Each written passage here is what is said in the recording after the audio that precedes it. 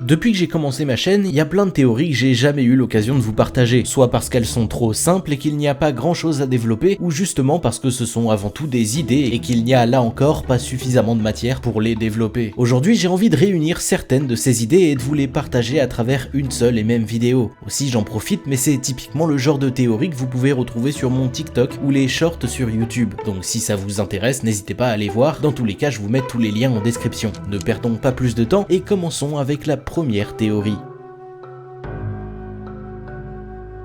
Au chapitre 1059, Barbe Noire a révélé qu'il a toujours rêvé de s'emparer du fruit du démon de Boa Hancock. Seulement, elle nous dit aussi que sans sa beauté, le fruit ne sert à rien, puisque comme on l'a appris depuis sa première apparition, et étant la plus belle femme du monde, le fruit n'a d'effet que contre ceux qui ressentent de l'attirance pour elle. Ainsi, Luffy a pu résister à ses pouvoirs, et Momonga par exemple a pu en réchapper en s'infligeant une douleur plus intense que ce qu'il ressentait vraiment. Alors pourquoi Barbe Noire veut voler les pouvoirs du Mero Mero no Mi? On sait que Teach est quelqu'un de très minutieux, il s'en remet parfois beaucoup au destin et à la chance, mais lorsqu'il a la possibilité de contrôler quelque chose, cet élément est sous son contrôle du début à la fin de son plan. S'il a tant espéré s'emparer du pouvoir de Hancock, comme il l'a confié à l'impératrice lors de son attaque, c'est qu'il a une idée extrêmement précise derrière la tête, quelque chose que pour l'instant nous n'avons pas appris ou que nous ne comprenons tout simplement pas. Et si en réalité le fruit du démon de Boa Hancock n'avait pas de prérequis particulier, mais plutôt qu'il s'adapterait en fonction de son utilisateur. Ce que je veux dire, c'est que dans le cas de Hancock, la plus belle femme du monde, le fruit fonctionne grâce à la passion qu'elle déchaîne autour d'elle, et donc dans ce cas précis, grâce à sa beauté.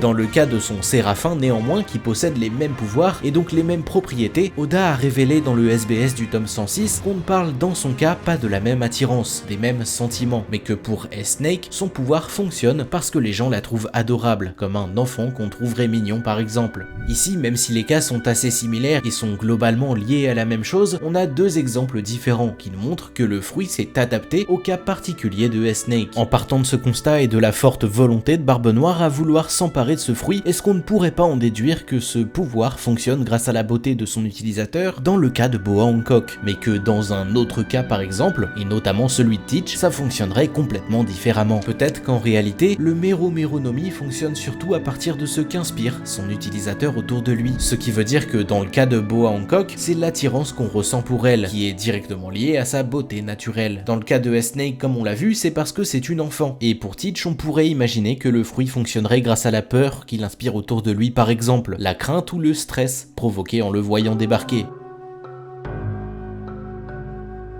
Après la défaite de Kaido et de Big Mom sur Onigashima, les deux Yonko sont tombés dans la poche de magma sous la montagne de Wano. À l'heure actuelle, nous ne savons pas s'ils sont morts ou non, et bien entendu, on peut en douter, puisque avant tout, les deux anciens Yonko nous ont été présentés comme absolument invincibles, avec une résistance hors du commun qui ne leur a jamais fait défaut. Kaido a longtemps essayé de mourir sans jamais y parvenir, et Big Mom a affirmé au moment où elle a perdu que ce n'était pas ça qui allait la tuer. Mais alors, est-ce qu'on pourrait les revoir dans la suite de l'histoire? En ce qui concerne Kaido, je n'en suis pas convaincu. Je pense que sa storyline est terminée, Joy Boy est revenu, il a compris que ce n'était pas lui, et je pense que si on doit réentendre parler de lui un jour, ce sera dans un flashback lié aux Rocks par exemple, mais pas dans le présent de l'histoire. Bien que concernant King, son second, il est possible qu'il réapparaisse un jour, puisqu'avec toutes les expériences qu'il a subies plus jeune, l'extinction des Lunaria et les Séraphins qui ont été fabriqués à partir de son corps et de ses particularités, je pense qu'on pourrait le revoir à un moment dans l'histoire. Maintenant, concernant Big Mom, et c'est là le cœur de la théorie, il est selon moi très probable qu'elle revienne un peu plus tard dans le manga. D'une part parce que aujourd'hui, et avec ce qui se passe partout dans le monde, il y a énormément de choses qui la concernent directement ou indirectement. On peut d'une part penser à Pudding qui s'est fait capturer par Aokiji et Vanogure, qui sont allés attaquer son territoire et qui en ont profité pour s'en prendre à ses enfants. D'autre part, on a appris au chapitre 1090 que la prochaine destination des Mugiwara pourrait être Elbaf en fonction de si oui ou non ils réussissent à échapper à l'attaque du gouvernement mondial. Et évidemment, on sait que Big Mom a une relation étroite avec les géants, de par son enfance qu'elle a passée là-bas et de l'alliance qu'aurait dû engendrer le mariage entre Lola et Loki. Aussi, et pour le coup c'est beaucoup plus personnel, mais je vois vraiment Big Mom comme un problème récurrent au Mugiwara. Ce que je veux dire, c'est que depuis la fin de l'ellipse, Big Mom est toujours là à mettre des bâtons dans les roues des Mugiwara. Luffy l'a provoquée sur l'île des hommes poissons et elle les a retrouvés sur Dressrosa, ce qui a fini par séparer l'équipage. Elle a ensuite capturé Sanji sur Zou, ce qui les a amenés à se rendre sur Whole Cake, et en partant, elle les suivait encore nord pour se rendre sur Wano.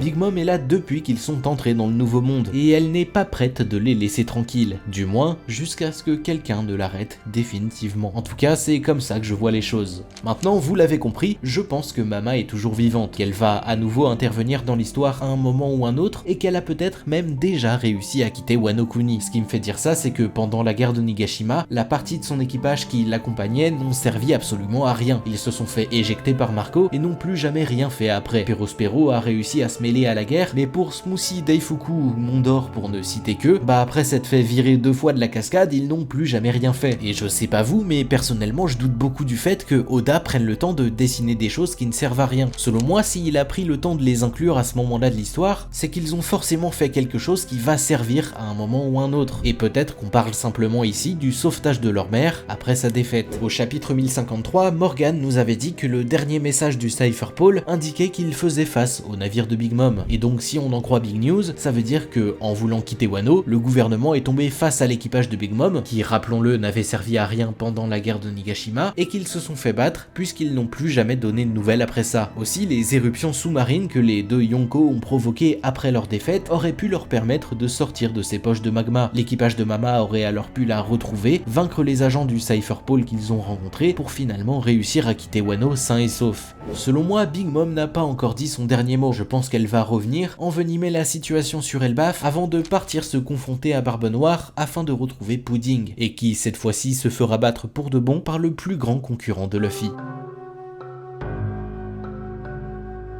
Après la guerre de Marineford, la vision de la marine et du gouvernement a radicalement changé. Si jusqu'à maintenant elle était dirigée par la justice plus ou moins mesurée de Sengoku, c'est finalement Sakazuki, recommandé par les 5 doyens, qui a repris le poste d'amiral en chef et impose désormais ses idées extrêmes au reste du monde. Et c'est à partir de ce postulat que toute la théorie va se baser, puisque si Kuzan a décidé de quitter le gouvernement, ce n'est pas parce qu'il a perdu l'envie de faire valoir sa vision de la justice, c'est justement tout le contraire. Habituellement, et un peu à la manière de Kizaru, Aokiji n'a jamais cherché le pouvoir. Il n'est pas du genre à réagir, il a plus tendance à laisser les choses se faire tout en faisant ce qui lui semble juste. Mais lorsqu'il a appris que la marine allait être reprise par Akainu, il s'est battu. À partir de ce moment-là, il a compris que soit c'était lui qui devenait amiral en chef, soit il ne pourrait plus en faire partie. D'autant plus que d'un côté, c'est Sengoku qui l'a recommandé pour ce poste, mais de l'autre, ce sont les doyens qui ont appuyé la candidature de Sakazuki. En apprenant ça, Kuzan a sûrement compris les intentions du gouvernement et leur volonté de prendre le contrôle sur le monde. Et il a donc décidé de le quitter après avoir définitivement perdu son combat. En voyant ça, je n'ai personnellement pas l'impression de voir quelqu'un qui a cessé de se battre pour défendre ses valeurs. Et c'est d'ailleurs ce qu'il va dire à Smoker au chapitre 699. Je suis toujours celui que j'ai été. Pour moi, il est donc assez évident qu'en quittant la marine, il avait pour projet de continuer à se battre, son nouveau but étant de faire tomber le gouvernement mondial actuel. Ayant été témoin du massacre d'Ohara et de tout ce qu'ils sont prêts à faire pour conserver leur secret, il est certain que Kuzan a compris que le combat des révolutionnaires ou même l'innocent rêve de mémoire de Robin est essentiel au bien de sa justice. Alors pourquoi est-ce qu'il a pris la décision de rejoindre Barbe Noire, le plus horrible et le plus immoral pirate qui soit, alors que de l'autre côté, il avait le choix avec l'armée révolutionnaire, l'unité des Sword qui agissent sans prendre en compte l'avis du gouvernement ou même en s'alliant directement avec Robin, dernière survivante de l'incident d'Ohara qu'il a volontairement sauvée à de multiples reprises au cours de ces dernières années. D'autant plus que pour cette dernière, elle est accompagnée de Luffy et Kuzan a eu l'occasion de le rencontrer plusieurs fois et surtout de faire face à son immense détermination. Que ce soit sa volonté de protéger Robin sur Long Ring Long Island et sur Enies Lobby, ou lors de sa tentative désespérée pour sauver son frère sur Marineford. Luffy est le petit-fils de Garp, le mentor qui lui a transmis tout ce qu'il sait aujourd'hui. La justice qu'il défend aujourd'hui vient du grand-père de ce pirate au chapeau de paille, mais malgré tout ça, il a quand même décidé de s'allier au pire personnage qui existe sur ces mers.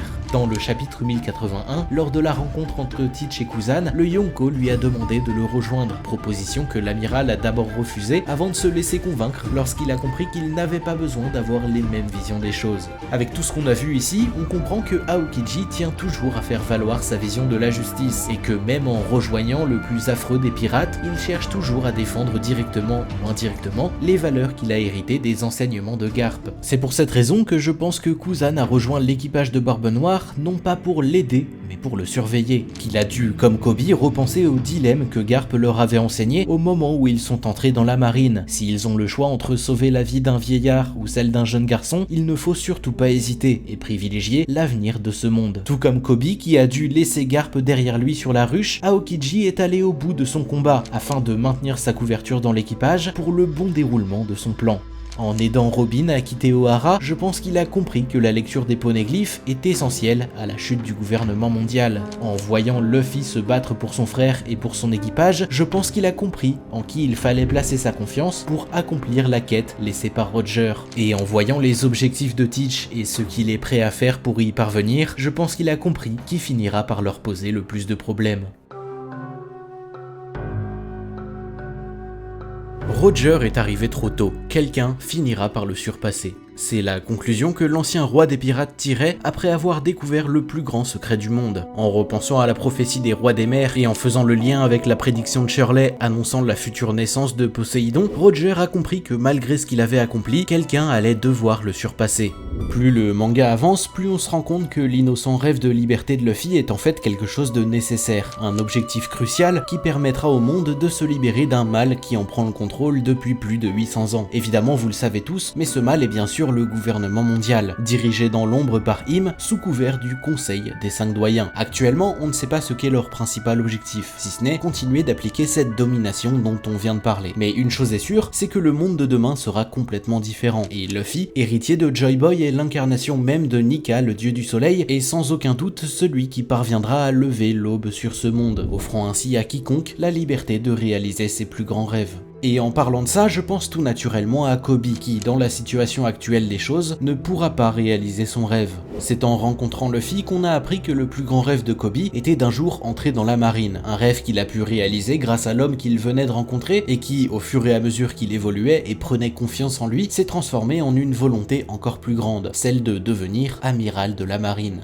Seulement aujourd'hui, je pense que Kobe ne peut pas atteindre ce rêve, puisque depuis la fin de la guerre de Marineford, le monde a largement évolué. La mort de Barbe Blanche et la montée en puissance de Barbe Noire a provoqué le chaos sur les mers du monde entier, et la démission de Sengoku a porté au pouvoir la justice absolue de Sakazuki. Une justice dont il a été directement témoin lors de la guerre au sommet et à laquelle Kobe s'est bien sûr opposé. Aujourd'hui, devenir amiral de la marine signifie se mettre directement au service de cette justice qu'il ne soutient pas. Devenir amiral de la marine signifie répondre aux moindres caprices des dragons célestes, qui, rappelons-le, ont le droit de vie ou de mort sur sa vie et sur celle de bon nombre innocents que Kobe voulait initialement protéger. C'est d'ailleurs pour cette raison que Garp n'a jamais accepté de devenir lui-même amiral, bien que le poste lui ait été proposé un nombre incalculable de fois. Le grand-père de Luffy a toujours refusé de se mettre sous les ordres des dragons célestes, un choix qui aurait dû lui coûter sa place dans la marine si jamais il n'était pas la légende qu'il était aujourd'hui. Si Kobe est entré dans la marine, c'est parce qu'il a pris Luffy pour exemple, c'est lui qui lui a donné le courage de le faire et c'est aujourd'hui sur lui que s'est calqué son plus grand objectif. L'un étant un soldat de la marine et l'autre un pirate, les deux amis se sont promis d'un jour s'affronter. Outre le fait que leurs choix de vie respectifs fassent d'eux des ennemis, les valeurs qu'ils partagent sont plus ou moins les mêmes et ne sont malheureusement pas compatibles avec la vision actuelle de la marine et celle du gouvernement mondial. Autrement dit, tant que le monde est dirigé par la marine de Sakazuki et le gouvernement mondial de Im et des 5 doyens, Kobe ne pourra jamais devenir amiral sans aller à l'encontre de ses valeurs. Et aujourd'hui, une chose le prouve bel et bien, puisque Kobe, comme Hermep, Ibari, Gruss et bien d'autres ont décidé de totalement s'émanciper de la marine en rejoignant l'unité du Sword. Autrement dit, ils sont libres d'agir comme ils l'entendent. Ils peuvent s'attaquer à un Yonko sans en recevoir l'autorisation et ils ne sont plus obligés de suivre les ordres de Sakazuki et du gouvernement. En revanche, plus aucune de leurs actions n'est prise en charge par la marine. En d'autres termes, c'est comme s'ils avaient déjà quitté cette dernière. Ce choix est bien la preuve qu'ils ne considéreront jamais la justice d'Akainu. Ils veulent agir comme ils l'entendent pour faire ce qui leur semble réellement juste. En poussant la justice absolue de Sakazuki au pouvoir il y a 2 ans, le gouvernement agissait évidemment dans leur sens, parce qu'ils savaient très bien qu'avec lui, ils allaient pouvoir d'autant plus assouvir leur domination, qu'elle allait créer le chaos aux 4 coins des mers et qu'ils allaient donc pouvoir en profiter. C'est sûrement ce qu'Aokiji a compris. C'est aussi ce qu'ont compris Kobe et les autres membres du Sword, et c'est évidemment ce qu'avait anticipé Garp en prenant sous son aile ceux qui deviendront l'avenir de la marine. Comme je l'ai dit au début, le gouvernement mondial actuel va tomber lorsque Luffy parviendra enfin à surpasser Roger. À ce moment-là, la marine de Sakazuki s'effondrera et un nouveau monde verra alors le jour. C'est à ce moment-là qu'il faudra reconstruire une justice bien plus juste et objective, un monde dans lequel il n'y aura ni dieu ni privilégié, un monde dans lequel les hommes-poissons pourront monter vivre à la surface et où la persécution prendra réellement fin. Et bien sûr, c'est à ce moment-là que les enseignements de Garp, comme on l'a vu pour Aokiji juste avant, prendront leur sens pour Koby. En l'abandonnant aux griffes de l'équipage de Barbe Noire sur la ruche, Koby venait de faire un choix crucial qui leur permettront de forger la justice de ce nouveau monde.